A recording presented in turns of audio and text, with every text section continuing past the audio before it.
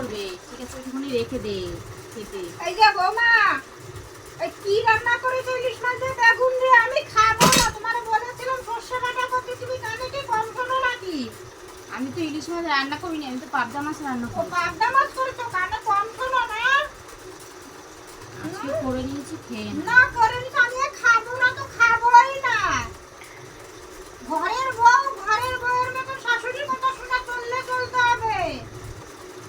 আমি পারবো না তো। না পারলে হাঁটা দাও এখান থেকে।